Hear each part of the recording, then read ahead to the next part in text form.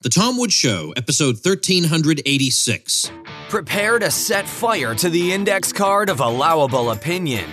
Your daily dose of liberty education starts here. The Tom Woods Show. Hey everybody, Bernie Sanders is running for president again, but so are many other Bernie Sanders wannabes. Best way to respond to their terrible, civilization-destroying ideas is through my free ebook, Bernie Sanders is Wrong. Pick it up at bernieiswrong.com.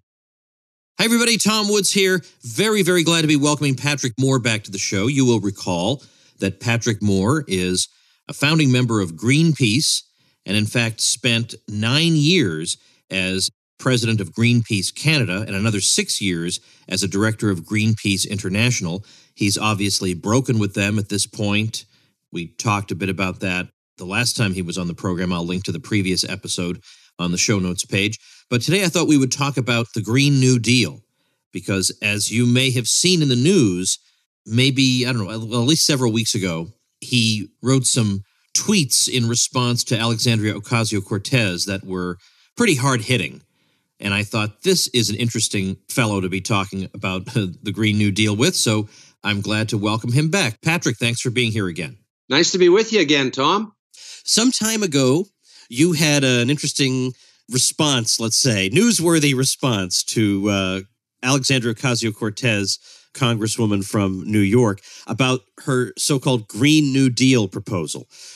And what's astonishing to me is the thing is so sweeping and basically insane. You want to retrofit every single building in the entire country.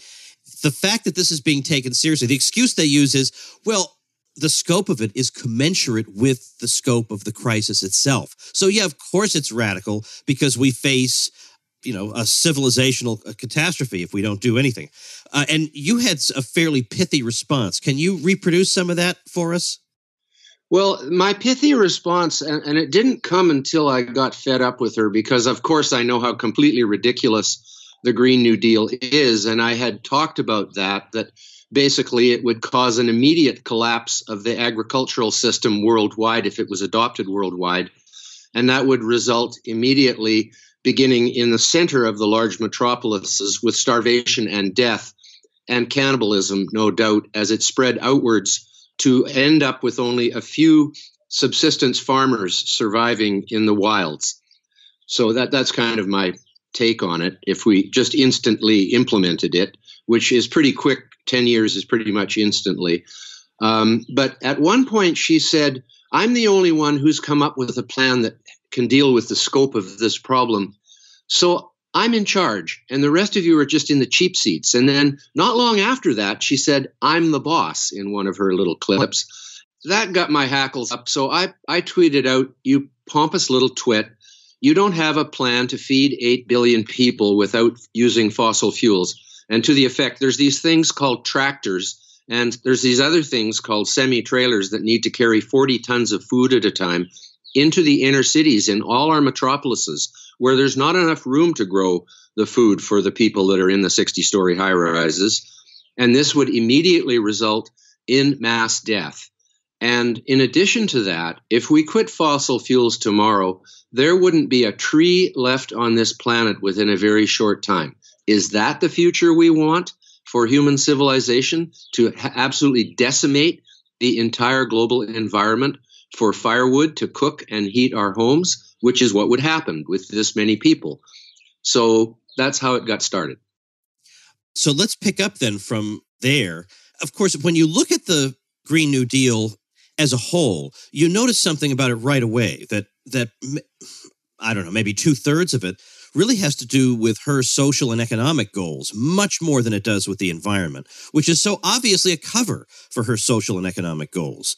If you really thought the world was ending in X number of years, your first concern would not be, well, let's make sure women get to have the new construction jobs, and that you would say, you know what, let's let that all shake out the way it shakes out. Right now, we have to make sure the world doesn't end. But she's making sure that all kinds of racial and gender balances are going to be maintained, and that certain wages and will be maintained, and labor unions will do this and that. Those might all be highly desirable things for all I know. But they would not be the main thing on my radar. I would be saying anybody talking about that is crazy, that the world's about to end. Well, Tom, I just don't understand what she means when she says the world will come to an end. It's not going to actually explode into small bits. Right. So what does the world coming to an end look like? To me, the world coming to an end looks like eliminating fossil fuels practically overnight and, getting rid of 85% of the energy that runs our entire civilization globally. That would be something along the lines of Armageddon, the end times, although some people would survive that. But it wouldn't be a very nice form of survival, and we'd probably go back to a 35-year average age for individual people. So I don't know what she means. So I agree with you, though, that the whole thing is just a front for her social program and her so-called economic program, which is also ridiculous. The only part about it that I agree with is I do agree with equal rights. I don't agree with equal wealth, though. I know some people are more capable of creating wealth than other people are. And I think it's a good thing that there are safety nets and that there's medical care for people. Even if they don't have insurance, the hospitals will take them in. And so we have a caring society in the Western world to a large extent. But these dreams of having this, I just don't understand the socialist agenda being adopted when we can see that it's been under socialism, fascism, and communism that hundreds of millions of people have been killed. And today, even now, we have these dictatorships and socialist, basically juntas and dictatorships around the world where it's centralized control and lack of individual freedom. And it's not a good model. There's no example at having been a good model. And people who have this dislike for the United States, it's almost a self-loathing writ large. And this is also a hallmark of a lot of these people, is I don't think they actually like themselves, because no one could project a dislike for the whole of the United States of America unless they didn't like themselves, in my estimation. I'm not there, so I don't really understand the psychology, but it's something like that, I think. It puts me in mind of what Robert Frost once said. A true liberal, he says, a liberal is somebody who refuses to take his own side in an argument. And there is a bit of that. But you know what? I want to switch gears entirely. I want to talk about nuclear power for a minute, because I was checking just before going on here about what Greenpeace thinks about nuclear power. And they describe it as, quote, a distraction from the real solutions to climate change. And that I found so revealing. They say it's a distraction. Well, it can solve a lot of your problems without a lot of the dislocation and revolutionary change. But if the point of what you're doing is dislocation and revolutionary change, then yes, nuclear power would be a distraction from that. Am I being too cynical? No, not at all, Tom. That's the reason Greenpeace was the first one to put up the big sign saying resist in front of the White House after Donald Trump was elected. And that is their motto now. From behind closed doors, too. When was the last time you saw Greenpeace actually do any action out in the real world like we did when I was with Greenpeace for 15 years back in the 70s and 80s? They do nothing. They're like a bunch of college kids on a summer cruise on their $32 million yacht, which they claim is run by sales, but actually has an 1,850 horsepower diesel engine down in the basement.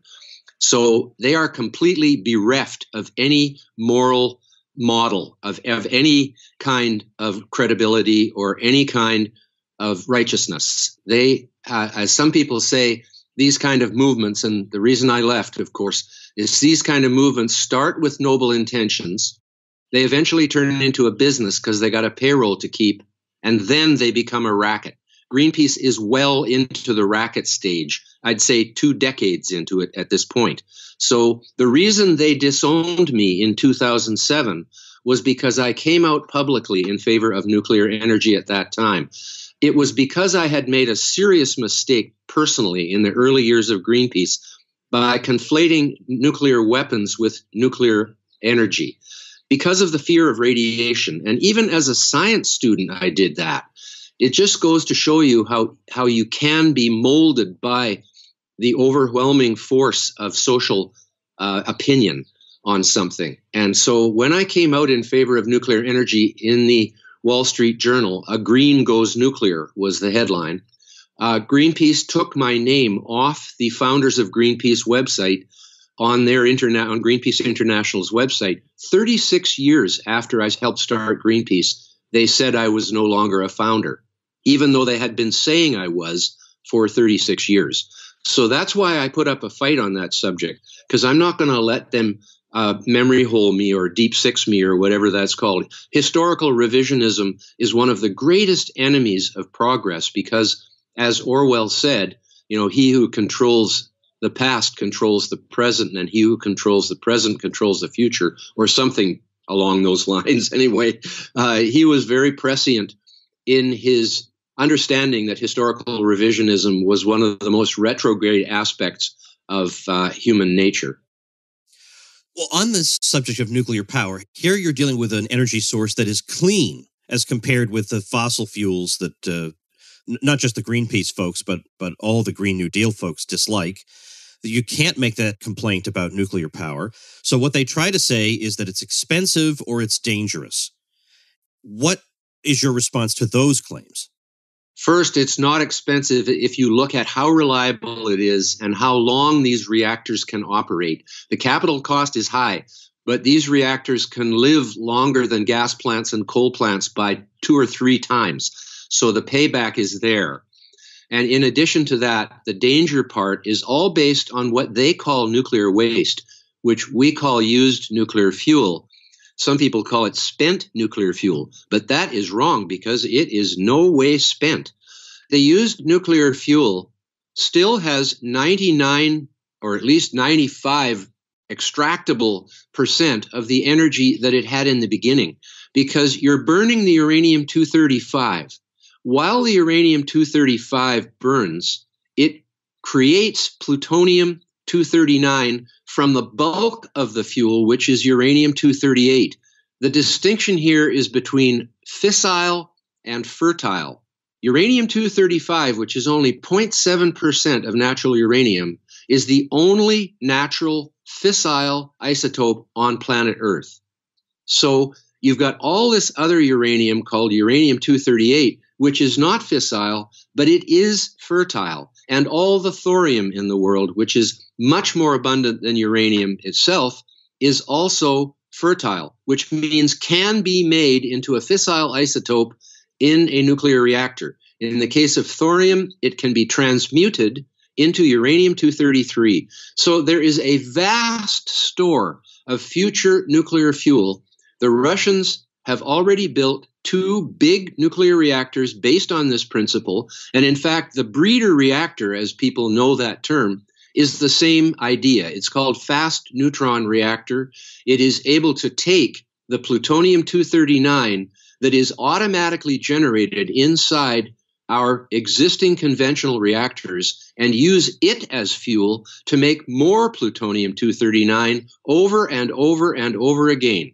So what we should be doing with the used nuclear fuel is not being afraid of it, but storing it carefully, nice and dry and temperature controlled for 200 or 300 years until natural uranium becomes scarce, that is uranium-235 becomes scarce, and then we've got 10, 20, maybe 100,000 years worth of nuclear energy into the future, long after the fossil fuels become scarce. So nuclear energy will be the primary energy source of the future once fossil fuels, which now provide over 80% of world's energy, have been depleted. Now, I want to say something that will seem shocking to some people, but I just don't know what other conclusion to draw. I know it's quite possible to be, maybe you might not even want to use the term environmentalist because of how it's been hijacked, but it's quite possible to be somebody who loves the outdoors, loves the natural world, wants to preserve it as best as possible, but still believes in human progress and thinks the two things can be reconciled. But on the other hand, now this is a very, very small sliver of the environmentalist movement. I will admit, very small, but a lot of times very small minorities can have a voice way out of proportion to their size. And in particular, I'm talking about a group of people I've encountered in social media because they've come after me, and they call themselves anarcho-primitivists. And their idea is that the problems that we're experiencing, things like depression and drug abuse and despair and hopelessness and meaninglessness, they derive from civilization itself. That civilization, they say, they're not joking, they say civilization was a mistake. We are not actually meant to live like this, and we ought instead to prefer a civilization where we have destroyed industry, and we do go back to a more direct relationship with nature and the land. Now, for some people, if they want to live like that, of course, I have no objection. Why not? Go ahead and live like that. But obviously, that would mean literally billions of deaths. There's absolutely no way around that. And every time I would point that out to them, they would just go silent. That they wouldn't indignantly deny that this would be the result. Do you think there is any part of that influence that, of course, in the press releases, they want to pretend doesn't exist? But do you think there is that influence behind some environmental organizations? Or am I exaggerating things? Tom, it's not as small a percentage as you think. This is basically the concept of rewilding, which was introduced by Friends of the Earth many years ago. The idea that we should turn the world back to wild nature and radically reduce the number of humans on the planet. I'm not sure how they think we're supposed to live or what sort of political system we'd be in or anything. It's all a lot of fantasy as far as I'm concerned. But when you take the fact that a majority of, and I don't call them environmentalists anymore, I usually use the word green in quotation. Using the word green to describe public policies is just so ridiculous. It has no technical or science meaning at all. So you can just use it willy-nilly as you would like to. And so many of the left's terminology are in that category these days. You know, they say, well, you're not a climate scientist. And I'm going, what do you mean? I got a PhD in ecology. I've studied climate for 40 years, and I'm not a climate scientist? No, you're not. And what they mean is I don't agree with them when they say I'm not a climate scientist. Because if I don't agree with them, I'm a climate denier. And so they've twisted the terminology in such a way as that John Kerry has more credibility as a Bachelor of Arts degree in political science or something. He has more credibility than my former chairman in the CO2 Coalition, William Happer, who is, physics emeritus Princeton in the school of Einstein. He's not a climate scientist, apparently, even though he has studied atmospheric physics for most of his life. So this is what it comes down to in terms of arguing with these people. But when you look at the fact that they don't support either nuclear energy or even hydroelectric energy, which is just making a lake and using the gravity to make electricity, one of the most benign and most abundant forms of renewable energy we have, certainly the largest form of renewable electricity we have, they're against it too. Apparently, they don't like to have more lakes, like as if there's too many lakes and not enough valleys. As a matter of fact, there's a huge abundance of valleys and not as many lakes. So making a few more lakes is probably just fine. Well, it is just fine. I shouldn't even say probably. But they're against that too. So they're against both the large-scale, cost-effective, reliable technologies that could replace fossil fuels, at least for electricity production, which is about close to a third of the world's energy supply. And yet they're opposed to that. That isn't a lie to them. If they don't accept nuclear and hydro, then they are full of you-know-what in their whole campaign. Because if they want to get rid of fossil fuels, that would be the first and easiest way to take a big chunk of them out. Instead, they're trying to turn the whole of transportation into being run by batteries. I bet the farmers are really looking forward to battery-powered combines and giant tractors. And I bet the truck drivers are really looking forward to battery-driven semis to go on the interstate across the country, where you'd have to stop every 5 minutes to get new batteries. It's all just completely nuts. And, I'm reading today Captain Sully's remarks about the Boeing Max and his experience with automation. And everybody thinks we're going to have self-driving cars and self-driving Ubers and self-driving trains and self-driving everything. I don't think it's going to happen any more than we're going to have self-driving airplanes. And that's what the mistake Boeing made, was they made that thing too self-driving, too smart, smarter than the pilots. who couldn't figure out what to do in what Sully calls the situation. And this, I think, is a really important concept, because the computer itself and the pilot, him or herself, is one thing. But what about the situation that the pilot finds themselves in over New York with both engines going out because geese got in them?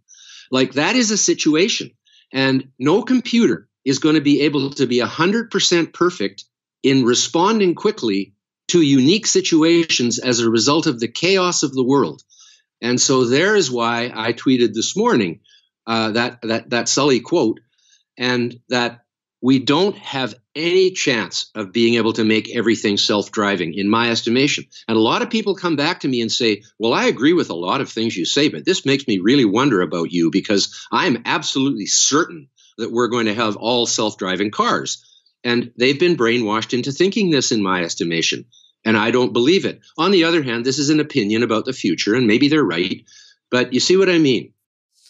This is why I had to ask the question about anarcho-primitivism or wilding or whatever it is, rewilding, because what other explanation could there be for why you don't want nuclear power when it does solve at least a chunk of the problem that you claim to have identified? So here's the question, though, that, as you said, Ocasio-Cortez is implicitly posing to people like you, which is, all right, I at least have some kind of proposal. Where's your proposal? We need something big and bold because warming is happening. Warming is caused by human activity in large measure. Something substantial has to be done really fast. And if not this, then what? How do you answer that? I mean, what is your response to that?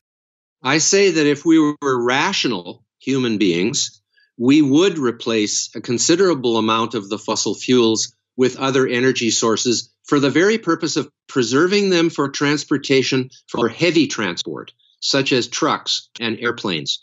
Cars, maybe a lot of them can become battery driven because they're small and they're light loads, but I don't really have much faith in that either. So transport is where we need the oil and gas. Coal is a different matter. It can be used to produce electricity very cost effectively. And now with the pollution control we have cleanly. So there's still a big place for fossil fuels in energy production. But all of the commercial shipping could be nuclear powered. The Russian icebreaker fleet is all nuclear. 5 countries have nuclear ships in their navy, and lots of them, and submarines and surface vessels. And big boats. So oil tankers could all be powered with nuclear reactors. And the type of people who come out of the nuclear navy are the ones who are running the 100 U.S. nuclear reactor fleet for civilian use for electricity. So the United States could have 400 nuclear reactors instead of 100, and it would make a big dent in the consumption of fossil fuels. So that's a place where it could be used very effectively. So there are adjustments that could be made, and hydroelectric too.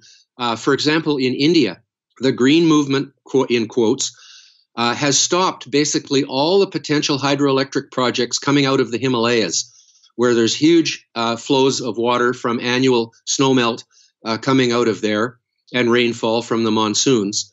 And all of the interior of India could be irrigated with this water instead of pumping out precious groundwater. The floods could be prevented, which cause deaths by the hundreds in these kinds of flood-prone areas. And then you could make your electricity. And even though Modi has done a good job with coal and nuclear of getting electricity to many more people than had it previously, the hydroelectric would solve that problem overnight and give the farmers twice the yield of agriculture, just like the Three Gorges Dam has done in China. So India would be a place where 1 billion people or so could get their electricity switched from coal and nuclear to hydroelectric if the green movement wasn't in the way of it. So there's a whole bunch of potential situations where we could make electricity production cheaper and come off being so reliant on fossil fuels and preserve them for the future. Because you can make liquid fuel out of coal. The South Africans have been doing it for decades at Sasol. And with nuclear, with high temperature nuclear reactors, you can make the production of liquid fuels from coal much more efficient, like 3 times as efficient. So there's all kinds of things to aim for in technology at a large scale like this, where, you know, the computers and the the microchips and all that is not very much energy required, even though the big servers and the cloud and all that, they do eat up a bunch of electricity, but it's nothing compared to the bulk of energy that's used particularly for transport and heating in the cold climates. There's a lot of energy goes into that, and a lot of improvements could be made there with ground source heat pump technology, for example, which is an extremely efficient technology. There's so much to do and lots of time to do it. It's not going to end in 12 years. We have more than that in order to get on the right path and move in the right directions. Can you just tell me quickly, what is their stated reason for opposition to hydro, and what's wrong with that stated reason? It floods the valley and destroys the ecosystem, except they forget to notice that it creates a new ecosystem called a lake, which can have fish in it and other things. They hate change. You see, this is the deal. Climate change is the thing that they're against. And of course, the climate's going to change whether they want it to or not. And it's like completely pointless to be against climate change. But they are against climate change because they want everything to stay the same. And when you ask them, well, what's the ideal temperature for Earth? Because right now, the average temperature of the Earth is 60 degrees Fahrenheit, 15 degrees Celsius, just a little lower than that. Is that the ideal temperature for Earth? We can't even live at that temperature unless we have fire, shelter, and clothing. We would die at 15 degrees Celsius. As a matter of fact, a human being in the shade will die of hypothermia at 20 degrees Celsius. That is close to 70 degrees Fahrenheit. If you don't have any clothing, fire, or shelter to protect you, because our bodies are 96 Fahrenheit, 36 centigrade inside. And when we're in a temperature that is colder than that, we lose heat. And you have, as long as you eat lots, you can stand to be in a temperature that's lower than your internal body temperature. But at a certain point, you lose more heat than you gain from the food you eat, and you die from hypothermia. And people just don't seem to have a sense of the fact that we are living now in one of the coldest periods in Earth's history. This is called the Pleistocene Ice Age. And thankfully, the last 10,000 years have been one of many interglacial periods, whereas the glacial periods last much longer than that. They last for 50,000 years as we gradually go into them, which we've started doing now. The Holocene interglacial period is now cooling on average. We're in a warming blip in the last 300 years, which is, a blink in nature's eye. But by and large, the last 5,000 years have been slightly cooling. And we are, if all goes according to the last 2.5 million years of this Pleistocene Ice Age, we are beginning the descent, the 80,000-year descent, into the peak of the next glaciation. And then we'll come out of it again. But we won't be here to come out of that, of course. But people don't have this long-term view of climate history, which is there for them to see on the internet in scads of graphs and information. The Vostok ice cores go back 400,000 years. The European ice cores go back 800,000 years. And the marine sediments go back 500-600 million years, where we can see what the climate of the Earth was like in the past. All right, as we wrap up, I do want to ask you one thing that some of my listeners have been asking about, because sometimes they share your material and their friends push back against you because, man, have you been a thorn in the side of Greenpeace, and they just say nasty things about you. They say Patrick Moore is just a paid lobbyist and you can safely ignore him. He's a lobbyist for the nuclear power industry and so on and so forth. How do you answer that? Well, I answer that by saying I've actually never been a lobbyist. A lobbyist is a legal definition, and if you are going to visit politicians and try to convince them to pass certain legislation or to favor certain industries, then you are a lobbyist. You're acting on behalf of that industry to get something that is in their favor. That is not what I do. I am an environmental consultant. People hire me because they want to know what I think. They want me to tell them things that they don't know. If I'm not like, they're not hiring me to be a parrot. I'm not a spokesperson in that sense, in that I say what I think. And that's why most of my work is public speaking, where nobody tries to tell me what to say. I tell people what I think about the environment and about all these issues, and they listen to me and sometimes give me a standing ovation because they've learned something new. So I'm not a paid lobbyist. I'm a paid public speaker and a paid environmental consultant, helping people deal with their environmental issues in a constructive way. But Greenpeace, basically, they say I work for polluting industries, and they include forestry in that. Like, forestry produces the most important renewable energy and material resource in the world. It's called wood. And they just ignore that. They think that forestry is actually a polluting industry and should therefore be, I guess, eliminated. But aquaculture is another one they accuse me of being in favor of. Of course, I'm in favor of farming marine species for food. That way we don't wipe out all the wild ones by overfishing them. Same thing that happened when we started farming on the land. So I have no problem answering to their character assassination is basically all it is. And it's not an argument. It's not anything about the environmental policy. It's just about trying to destroy a person's reputation. And they'll never succeed because I'm telling the truth as best I can. And whenever I learn that I've got something a little bit wrong, I correct it immediately. Well, Patrick Moore, thanks so much for your time. How can people follow you if they want to know more and see what you're saying these days? Actually, the best place is on my Twitter feed at EcoSenseNow, at EcoSenseNow. My website is ecosense.me, and that's more of an archive. I'm not really that active on. I don't have a blog. I basically I'm a bit lazy in that way and use Twitter to only have 240 characters at a time. But it seems to me to be a very useful way to get into a big conversation. I've managed, talking about science and environment, to get more than 70,000 followers, and most of them are very attentive. And we have a really good conversation. We are a civilized conversation, enjoying what we're doing. Well, tremendous. All right, I'm going to let you go, but thanks so much again for your time. I'll link to these things on our show notes page, and perhaps we can talk again soon. Thanks so much. Oh, one thing more, Tom. My book is Confessions of a Greenpeace Dropout, The Making of a Sensible Environmentalist, available on Amazon as either a Kindle or a print book. For the Kindle is less than $10. The print book's a bit more, but some people like print.